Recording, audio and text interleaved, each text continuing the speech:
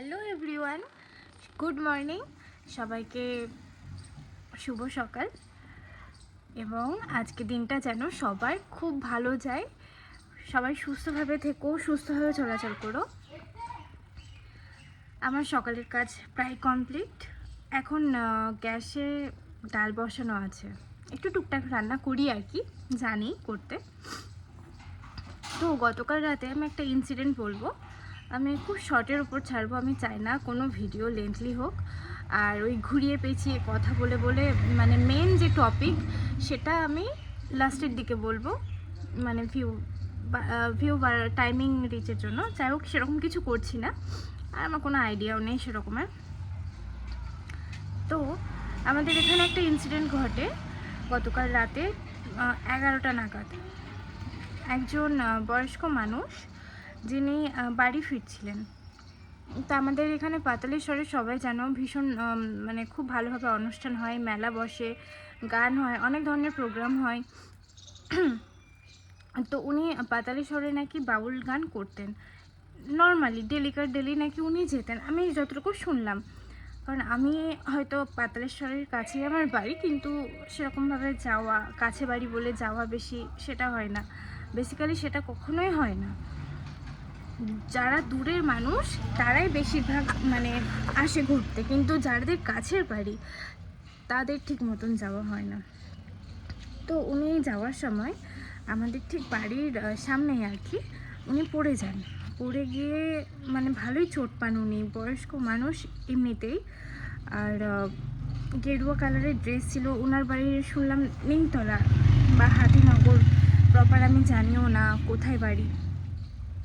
আর যে টাইমটায় ওই ঘটনাটা ঘটে আমি যখন জানতে পারি, মানে তখন আমি যে ভিডিও করব বা ওনার কোনো ছবি নেব আমার পক্ষে পসিবল ছিল না।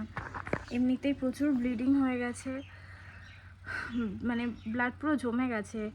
আমি যখন জানি মানে আর কি দেখি জিনিসটা ঘটেছে, তখন 11টা 28।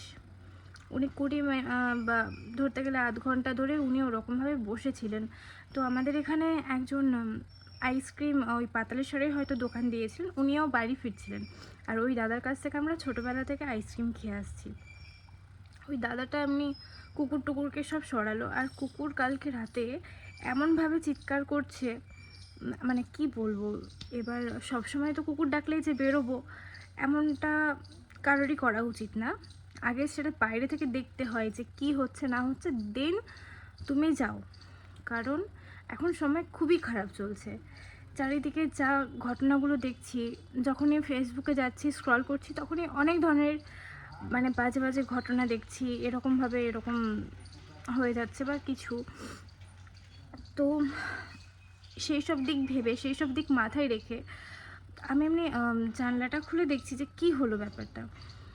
তখন দেখছি দাদাটা ওইরকম আরও যাতে মানুষজন আসে তার জন্য এমনি চিৎকার করে কথা বলছে যে কি ব্যাপার, একটা মানুষ এরকমভাবে পড়ে রয়েছে এতক্ষণ ধরে। আর সত্যি বলতে আসছি ঘটনাতে, ওই দাদাটা যদি সে মোমেন্টে না দেখতো আমি জানি না এরপরে কারোর চোখে পড়তো কি না, অবশ্যই পড়তো, কিন্তু অনেকে ভাবতো যে হয়তো মদ খেয়ে আছে বা মাতাল, সে কারণে হয়তো সে তুলতো কি তুলতো না ঠিক জানি না। কারণ আমরা যখন রাস্তা দিয়ে চলাফেরা করি অনেক মানুষকে দেখি রাস্তার ধারে পড়ে থাকতে, বিশেষ করে বয়স্ক মানুষ হোক, কম বয়স হোক বা যেমনই হোক না মানুষ।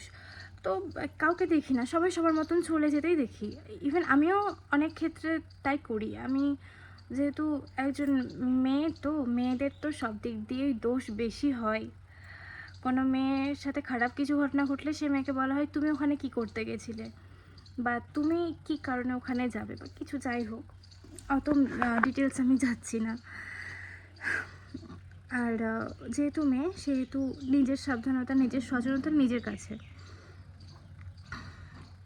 জানলা দিয়ে দেখার পর আমি হয়তো বাইরে যাই, বাইরে গিয়ে দেখি যে মানে ওনার কপালের এই সাইডটা না কেটে গেছে, মানে ফেটে গেছে, এক কথায় ফেটে প্রচণ্ড ব্লিডিং হয়েছে, রক্ত পুরো চাপচাপ হয়ে পড়ে রয়েছে, গায়ে পড়ে রয়েছে। গেরুয়া কালার যে ড্রেস ওনার, সে তার মধ্যেও প্রচুর ব্লাড জমে গেছে একদম। আর একটা ব্লাড আর কি জমে মানে এরকমভাবে ঝুলছে। ওটা দেখার পরে আমি জানি না কার কীরকম কী হয়, আমি তো জাস্ট নিতে পারছিলাম না। মানে কষ্ট হচ্ছে, খারাপ লাগছে, কিন্তু রক্ত দেখে একটা কেমন যেন হয়। আমি অনেকের হয় হয়তো, গা কেমন যেন করে। তো আরও অনেকজন দাঁড়ালো, আমি জিজ্ঞেস করলাম জল টল উনি খাবেন কি না। একটা কাকিমা এসে ব্লাডটা মুছিয়ে দিল, টুপি খোলানো হলো। যাই হোক, মানে খুব যে ইনজিওর সেরকম না, কিন্তু ব্লাড প্রচুর লস হয়েছে। এখানটায় কেটে গেছে, অনেকটা ফেটে গেছে, পায়ে কেটে গেছে, হাতে কেটে গেছে, খুবই মারাত্মক অবস্থা। তো এই অবস্থাতে কোনো মানুষজন কিন্তু বেরোয়নি, কোনো মানুষ বেরোয়নি, একমাত্র কুকুররাই ছিল। অনেকে ভাববে হয়তো কুকুরের জন্য পড়ে যেতে পারেননি, কুকুর হয়তো সাইকেলের মাঝখানে চলে এসেছে, অনেকে অনেক ধরনের ভাবতে পারেন। তো কুকুরগুলো কিন্তু মানুষটাকে ঘিরে দাঁড়িয়েছিল, ভ্যাক ভ্যাক করছে ওরা। আমরা তো কুকুরের কেউ ভাষা বুঝি না যে ওরা কী কারণে ভ্যাক ভ্যাক করছে, কিন্তু ওরা না বোঝে যে কোন মানুষের কি অসুবিধা হচ্ছে, বা কোন মানুষ খারাপ সিচুয়েশনে আছে, বা কার মানে ইন্টেনশনটা কী। যেমন কোনো চোর যদি যায়, ওরাও কিন্তু ভ্যাক ভ্যাক করে। এবার যে মানুষটা পড়ে রয়েছে তাকে দেখেও ভ্যাক ভ্যাক করছে। আমরা তো বুঝতে পারছি না। এখানে যদি মানুষ হতো তাহলে চোরকে চোর বলে ডাকতো, কেউ পড়ে গেলে বলতো পড়ে গেছে, কেউ বাইরে এসো এরম হলে ডাকতো। তো কী বলবো, আমি বলে বোঝাতে পারছি না। জিনিসটা এতটাই প্যাথেটিক লাগলো আমার কালকে। একটা মানুষ পড়ে রয়েছে, কোনো মানুষজন নেই, এমনকি আমিও কুকুরের আওয়াজ পেয়ে মানে ভয় পাচ্ছি, যাব কি যাব না ভাবছি। জানলা খুলে একবার দেখি, এই যে দেখলাম, এই দেখে কিন্তু এগোলাম। আর একটা মানুষজন, একটা দাদা দাঁড়িয়েছিল, সে দাদাটাকেও চিনি বলেই হয়তো বেরোলাম, আর না হলেও বেরোতাম, কিন্তু অনেকক্ষণ পরে বেরোতাম। একটা তো ভয় থাকেই সবার ভেতরে, বা কী হতো সেটাও আমি বলতে পারছি না।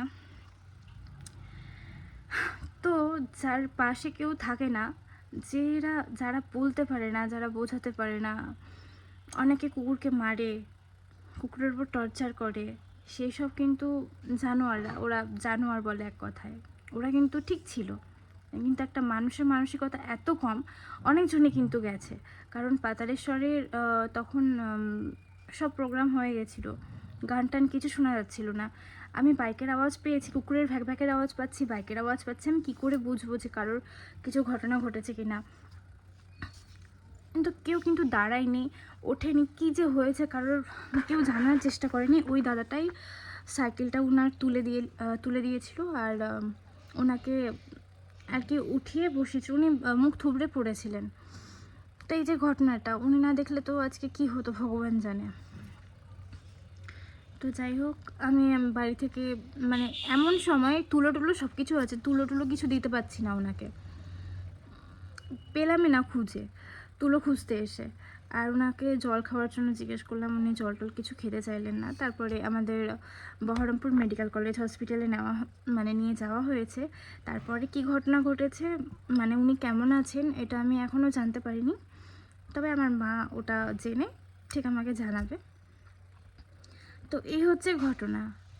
তো যাই হোক না, কুকুর যখন চিৎকার করে সবসময়ই এমন নয় যে চোর এসেছে বলে, বা সবসময় এমন নয় যে কোনো ভূত দেখতে পাচ্ছে বলে। কুকুর অনেক সময় চিৎকার করে এটা বোঝানোর জন্য যে কোনো মানুষ বিপদে আছে, সেই মানুষটাকে রক্ষা করার জন্য।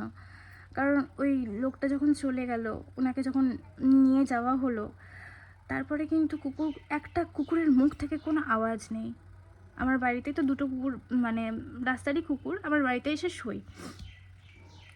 তো ওই দুটো কুকুর ঠিক তার নিজের জায়গায় এসে শুলো।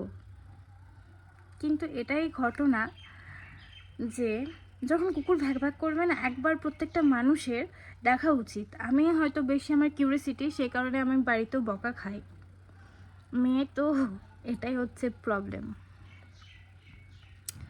আর কি বলবো, তো তোমরাও একটু খেয়াল করবে। কুকুররা সবসময় যে খারাপের জন্য ভ্যাক ভ্যাক করে না, আমাদেরকে সচেতনতার জন্যই ভ্যাক ভ্যাক করে, ওরা খারাপ নয়। তো সবাই ভালো থেকো। আর যদি কারোর কিছু বলার থাকে এই ঘটনাটা শোনার পর, তো অবশ্যই কমেন্ট করতে পারো। টাটা।